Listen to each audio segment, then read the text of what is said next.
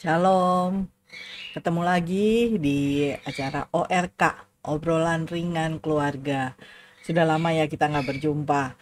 Nah, setelah sekian lama, akhirnya saya kembali di acara ORK ini yang kita akan membahas mengenai seputar rumah tangga, seputar keluarga.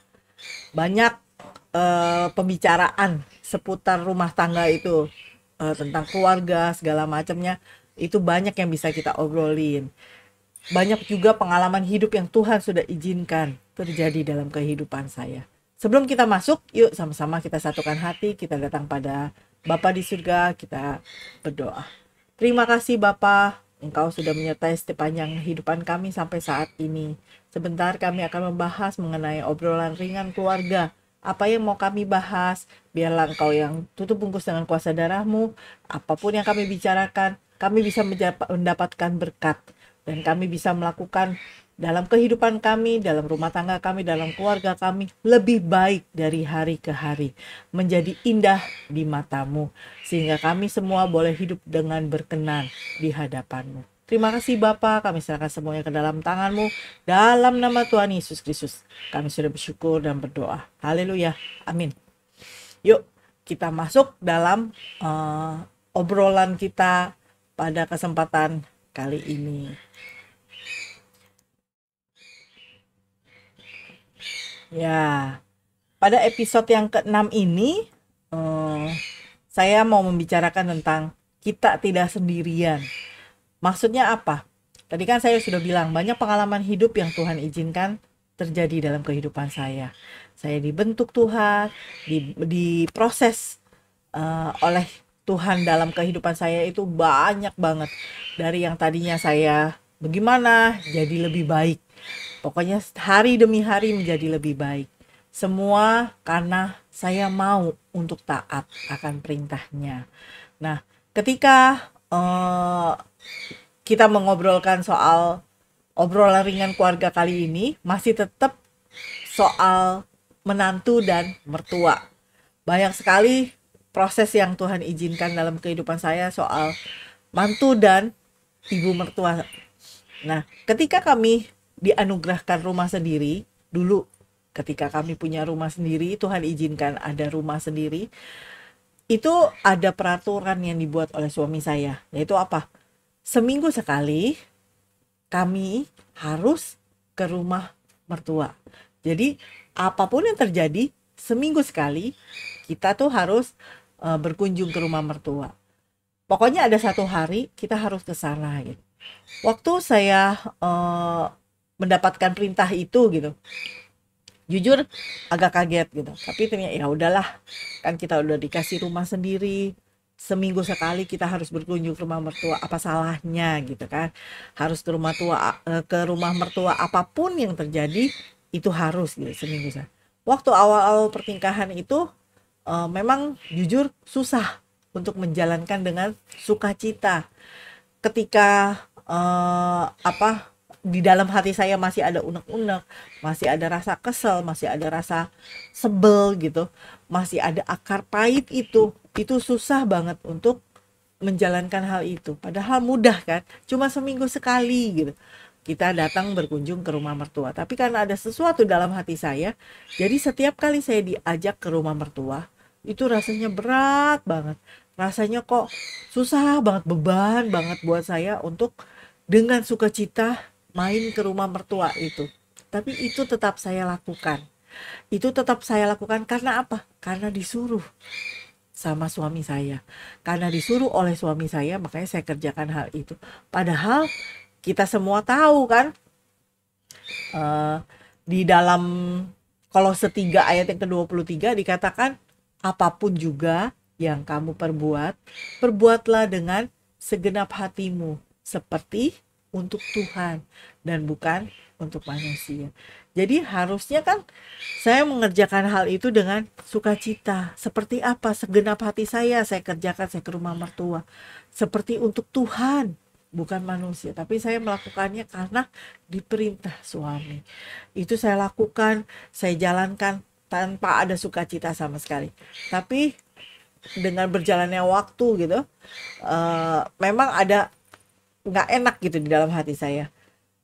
Kok rumah tangga saya begini banget, kok keluarga saya begini banget. Itu ada perasaan seperti itu. Saya kira saya mengalami hal itu tuh sendirian. Saya merasa kok saya doang yang ngalamin, kayaknya nggak enak banget rumah tangga seperti ini gitu. Itu bukannya karena rumah tangganya yang salah, bukan karena keluarganya yang salah, tapi sikap hati saya. Sikap hati saya yang eh, masih ada masalah gitu, masih ada akar pahit sama mertua. Nah, saya harus benar-benar melepaskan semuanya itu. Saya harus benar-benar menjalani semuanya itu dengan sukacita. Bagaimana gitu. Nah, dulu saya kira tuh benar-benar saya sendiri doang gitu yang mengalami hal itu. Punya permasalahan dengan menantu dan mertua itu hanya yang paling parah gitu, diri saya. Saya rasa, lah kok saya yang sebagai mantu harus mengalami seperti ini tuh nggak enak banget. Itu berlangsung sekitar 7 tahun pernikahan saya. 7 tahun awal pernikahan saya. Awalnya ada perasaan nggak suka. Kemudian ada perasaan jadi sebel. Ada perasaan naik lagi jadi benci. Bahkan tanpa saya sadari, akar pahit itu sudah ada dalam diri saya. Sampai kalau ada orang ngomongin soal, dia nggak ngomongin ibu mertua saya, tapi dia hanya ngomong ibu gitu ya. Itu tuh saya bisa langsung, karena panggilan saya untuk ibu mertua saya ibu gitu. Begitu ada orang ngomongin ibu tanda petik gitu ya, dia nggak ngomongin mertua saya tapi dia ngomong soal ibu mana lah gitu, tapi dia sebut ibu gitu. Begitu ada orang ngomong begitu, jujur di dalam hati saya tuh langsung langsung berasa nggak enak, dan gigi saya itu bisa gemeretak sendiri karena akar pahit yang terpendam yang ada di dalam hati saya itu berlangsung lama.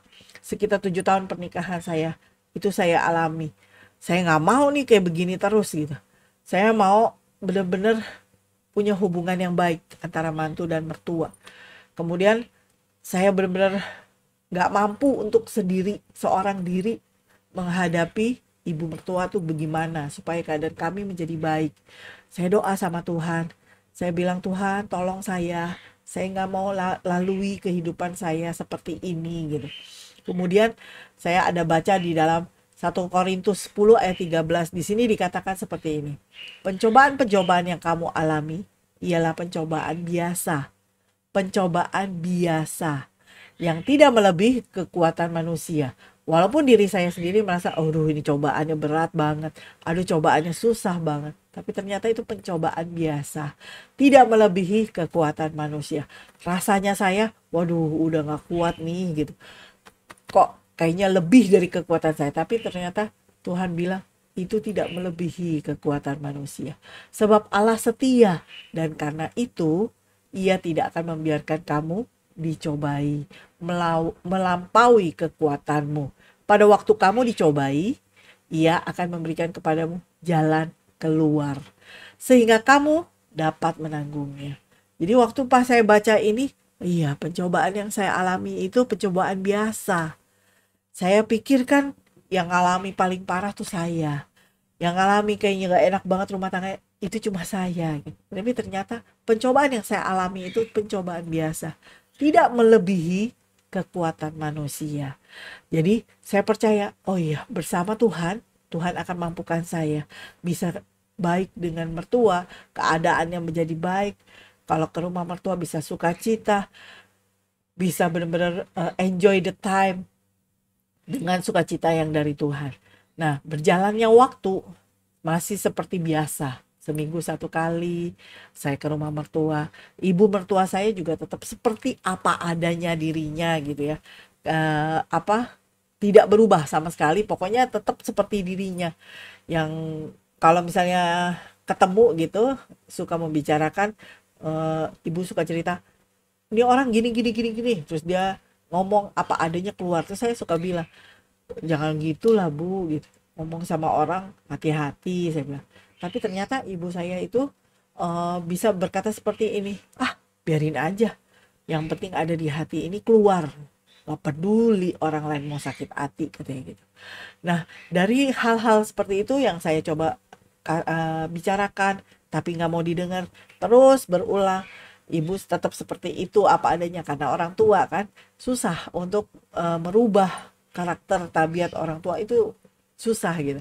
Akhirnya saya ngadepin orang seperti itu juga, ya Tuhan yang mampukan saya, berikan saya kekuatan gitu. Dan itu masih terus ada dalam diri ibu mertua saya. Seminggu, 2 minggu, 3 minggu, sebulan, 2 bulan. Terus saya tidak menyadari sejak saya berdoa Tuhan mampukan saya. Supaya saya bisa punya hubungan yang baik dengan mertua. Supaya saya bisa menjalani kehidupan saya. Disuruh ke rumah mertua, saya bisa jalani dengan sukacita. Seperti untuk Tuhan, bukan untuk manusia. Jadi saya nggak sadari kapan saya bisa, keadaan itu bisa berubah. Saya nggak tahu kapan persisnya. Tapi yang pasti sejak saya berdoa, Tuhan ubahkan hati saya. Tuhan ubahkan jadi bisa berdamai dengan mertua saya. Akhirnya kami suka pergi bareng. Makan siang bareng, makan malam bareng, atau kita pergi ke mall bareng-bareng gitu. Bahkan waktu ke Israel pun kami sama-sama. Waktu berlibur ke Jawa Timur kami pun sama-sama gitu. Itu Tuhan kasih izinkan ada momen kebersamaan antara mertua dan mantu yang baik. Itu saya bersyukur banget saya bisa melalui hal-hal itu sebelum mertua saya, ibu mertua saya dipanggil pulang oleh Bapak. Nah, jadi hari-hari itu kapan persisnya saya nggak tahu kapan saya berubah. Dan itu saya lakukan bukan karena ibu mertua saya berubah, tapi karena Tuhan yang ubahkan sikap hati saya terhadap ibu. Akhirnya saya bisa terima ibu apa adanya. Saya bisa dengan segala macam kekurangannya saya bisa terima. Apapun yang dilakukan saya bisa terima. Saya nggak ada simpan lagi akar pahit. Kekesalan dalam hati saya buang jauh-jauh. Semua yang bikin saya sakit hati, yang bikin saya jadi kesel sama ibu, saya buang jauh-jauh. Dan Tuhan ubahkan hidup saya. Saya bilang, Tuhan, tolong berikan hati seperti hatimu, supaya saya bisa menerima ibu mertua saya apa adanya. Itu yang saya alami. Semuanya itu hanya karena pertolongan Tuhan. Pertolongan Tuhan dalam kehidupan saya. Karena apa? Saya percaya kalau saya pakai kekuatan saya sendiri, saya nggak akan mampu. Saya nggak akan bisa hidup berdamai dengan ibu mertua saya. Saya nggak akan bisa punya hubungan yang baik antara mantu dan mertua. Karena apa? Karena saya ingat, iya kita harus mengandalkan Tuhan dalam segala hal. Di dalam Yeremia 17 ayat 7-8 dikatakan seperti ini. Diberkatilah orang yang mengandalkan Tuhan, yang menaruh harapannya pada Tuhan.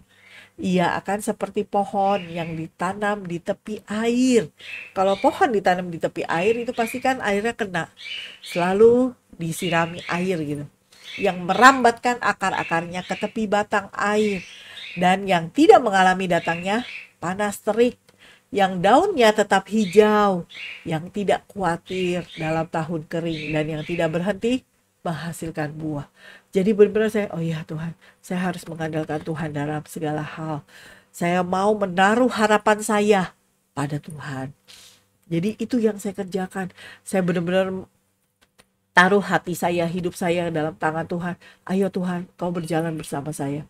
Kalau saya sendiri, saya nggak akan kuat. Saya nggak akan mampu. Tapi bersama Tuhan, saya sanggup melakukan segala perkara. Maka Tuhan buat segala sesuatunya itu menjadi indah. Bukan pada waktunya saya. Bukan pada waktu yang saya mau, tapi benar-benar waktunya Tuhan. Waktunya Tuhan yang membuat saya bisa melewati semuanya itu. Dulu saya berpikir, iya saya sendirian nih kayak gini. Tapi ternyata tidak. Saya taunya kapan? Saya taunya setelah ibu mertua saya dipanggil pulang. Setelah ibu mertua saya dipanggil pulang, saya baru ngeh. Oh, saya tidak sendirian. Pada saat ibu mertua saya sudah dipanggil pulang, kami keluarga dari suami saya itu ada pertemuan keluarga gitu. Jadi satu hari kami berkumpul dan itu ada sepupu suami saya dan istrinya gitu. Waktu berkumpul, saya istri-istrinya nih ngumpul nih gitu. Terus kami saling ngobrol, saling bercerita, dan ternyata di situ saya tahu kalau apa yang saya alami selama hidup saya ini tidak separah yang sepupu saya itu alami. Tidak menyakitkan yang sepupu saya alami itu. Jadi ingat aja, kita tidak sendirian. Ada orang lain yang alami hal yang sama, bahkan lebih buruk, bahkan lebih sakit, bahkan lebih parah, lebih lebih dari yang kita alami. Pada waktu kita ngejalanin semuanya itu, kita kan berpikir kita yang paling parah, tapi ternyata tidak. Ada yang lebih parah lagi. Jadi bersyukur aja dengan proses yang Tuhan kasih dalam kehidupan kita. Ada orang lain yang alami hal yang sama juga. Kemudian kita harus selalu mengandalkan Tuhan. Andalkan Tuhan dalam segala hal. Dalam hal apapun, andalkan Tuhan. Libatkan Tuhan. Supaya kita bisa berjalan bersama Tuhan dan lewati semua permasalahan itu. Dan kita menjadi pemenang. Kalau apa? Kalau kita mau taat. Kalau kita mau taat saja. Setelah kita taat saja, ayo ikuti prosesnya Tuhan. Setiap proses itu pasti ada sakitnya, pasti ada gak enaknya. Tapi kalau kita mau taat, kita jalani semua itu bersama Tuhan. Ikuti prosesnya Tuhan. Kita lakukan saja apa yang baik, yang berkenan di mata Tuhan. Maka kita akan menjadi pemenang. Kita akan melewati semua masalah itu. Dan kita benar-benar menjadi pemenang. Itu yang saya alami. Kita ini tidak sendirian. Pada saat kita mengalami persoalan, pergumulan hidup, apapun juga saat ini, kita nggak sendirian. Banyak orang lain juga mengalami hal yang sama. Bahkan lebih parah dari kita, lebih sakit dari kita, lebih berat dari kita. Jadi ayo andalkan Tuhan saja dalam kehidupan ini. Jadi soal mertua dan menantu itu saya bisa lewati bukan karena diri saya, karena pertolongan Tuhan. Kita lalui padang gurun itu, kita lewati lembah kelam itu dengan mengandalkan Tuhan. Kalau kita mau ikuti prosesnya Tuhan, mau taat akan perintahnya, mau lakukan segala sesuatu yang baik, maka Tuhan akan menjadikan semuanya itu indah pada waktunya. Pada waktunya, maksudnya masanya Tuhan, saatnya Tuhan, itu akan dibuat indah. Tidak lagi akan berat buat kita. Tidak, kita akan melihat nggak ungkap lagi buat kita. Tapi pada saat kita mengikuti semuanya itu, di balik semuanya itu, rencana Tuhan itu indah untuk setiap anak-anaknya. Kita akan melalui masa itu yang sebenarnya kita nggak bisa selami.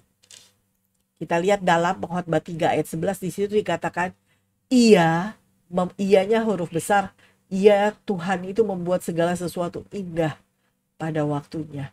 Bahkan ia memberikan kekekalan dalam hati mereka. Tetapi manusia tidak dapat menyelami pekerjaan yang dilakukan Allah dari awal sampai akhir. Pada saat kita mengalami permasalahan, pergumulan, persoalan hidup itu, rasanya kok buntu, rasanya kok berat banget, kok kayak sesek banget, enggap banget. Tapi itu yang Tuhan katakan. Kita tuh gak bisa menyelami pekerjaan Allah. Tapi pada saat kita mau taat, kita ikuti proses yang Tuhan izinkan. Bersama Yesus, kita lewati semuanya itu. Bahkan akan indah pada waktunya. Kalau kita serahkan kehidupan kita dalam rencana Tuhan, dalam kehendak Tuhan, semuanya akan dijadikan indah pada waktunya. Jadi ayo taat. Bertahan aja dengan keadaan kita. Bersama Tuhan, kita ikuti setiap proses yang Tuhan izinkan dalam kehidupan kita. Kita punya Tuhan yang besar, yang sanggup menolong kita, yang sanggup membebaskan kita dari setiap permasalahan-persoalan hidup, pergumulan apapun yang sedang kita hadapi. Jadi saat ini kita mempelajari apa sih pelajaran yang Tuhan izinkan terjadi dalam kehidupan saya. Kita ingat kita tidak sendirian. Yang pertama, lakukan segala sesuatu seperti untuk Tuhan. Jadi apapun yang kita kerjakan, apapun yang terjadi dalam kehidupan kita, lakukan itu yang the best, yang terbaik. Lakukan segala sesuatu itu seperti untuk Tuhan, bukan manusia. Jadi jangan lakukan untuk manusia, tapi untuk Tuhan. Kita lakukan sebaik-baiknya yang kita bisa. Yang kedua, ayo selalu andalkan Tuhan. dalam tiap aspek kehidupan kita. Mau keadaan bagaimanapun, andalkan Tuhan. Karena hanya Tuhan yang gak pernah mengecewakan kita. Karena hanya Tuhan yang pasti tahu apa isi hati kita, apa perasaan kita, apa yang kita hadapi. Tuhan tahu. Tuhan yang akan memberikan kekuatan bagi setiap kita. Dan bukan itu saja, kita pun diberikan jalan keluar. Jadi pada saat kita mau ikuti prosesnya, mau taat, kita jalani, Tuhan beri kekuatan bagi kita. Bahkan Dia bukakan pintu jalan keluar bagi kita untuk setiap permasalahan, untuk setiap persoalan hidup, pergumulan hidup kita. Dan kita akan tampil sebagai pemenang. Jadi ayo, indah pada waktunya itu akan menjadi bagian kita. Pada waktunya Tuhan. Begitu masanya sudah tiba, kita akan melihat semuanya itu akan indah. Jadi bukan waktunya kita, bukan atas kehendak kita, tapi benar-benar kehendaknya Tuhan. Saatnya Tuhan, semuanya dijadikan indah kalau kita mau taat. Jadi ayo, saat ini kalau kita sedang menghadapi pergumulan permasalahan hidup dalam rumah tangga yang berat, serahkan sama Tuhan, andalkan Tuhan, berseru sama Tuhan. Kita akan diberikan kelegaan, kita akan diberikan kekuatan, kita akan diberikan jalan keluar. Pegang Yesus. Dari awal pernikahan saya, sepanjang pernikahan saya, selalu pegang Yesus. Jalani bersama dengan Yesus. Bapa akan memberikan kekuatan bagi kita semua. Dan kekuatan itu memampukan kita melewati padang gurun kah, lembah kelam kah, apapun juga dalam kehidupan kita. Dan kita akan tampil sebagai seorang pemenang. Semoga kita semua diberkati. Thank you and God bless you. Ya. Kita sudah bahas, kita tidak sendirian. Jadi apapun yang kita hadapi sekarang ini, datang sama Tuhan. Kita bawa permasalahan kita, andalkan Tuhan, minta kekuatan dari Tuhan untuk kita lewati setiap permasalahan itu. Maka kita akan melihat indah pada waktunya. Semuanya Tuhan jadikan indah sesuai dengan kehendak dan rencananya. Yuk, sama-sama kita datang pada Tuhan, kita berdoa, kita tersatukan hati. Terima kasih Bapa yang baik, Kau sudah memberikan pencerahan bagaimana kami harus menghadapi hari-hari ini. Bagaimana kami harus menghadapi pergumulan hidup kami, permasalahan hidup kami. Mungkin pada saat kami jalani semuanya terlihat berat Tuhan. Semuanya terlihat susah sekali. Kami percaya kami punya Tuhan yang besar. Yang sanggup memampukan kami melewati semua percobaan hidup ini. Pencobaan ini adalah pencobaan yang biasa.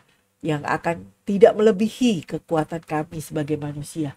Kau yang akan memberikan kekuatan, Kau yang akan memberikan kelegaan, Kau yang akan memberikan jalan keluar.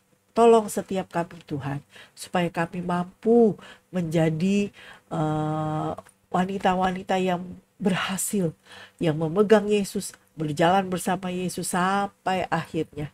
Dalam kehidupan rumah tangga kami, dalam setiap permasalahan kami, persoalan hidup kami serahkan ke dalam tangan-Mu. Kau lihat Tuhan, bagi kami semua yang sedang mengalami permasalahan hidup, pergumulan hidup ini, biarlah Engkau memberikan jalan keluar-Mu, sehingga kami semua bisa tampil sebagai pemenang. Kami semua bisa menjadi saluran berkat bagi banyak orang. Nama Tuhan yang ditinggikan, dipermuliakan. Terima kasih Tuhan, kami serahkan semuanya ke dalam tangan-Mu. Dalam nama Yesus, kami sudah bersyukur dan berdoa. Haleluya. Amin. Sekian pada episode yang ke-6 kali ini. Kita berjumpa lagi pada episode yang akan datang. Tuhan Yesus memberkati kita semua. Shalom.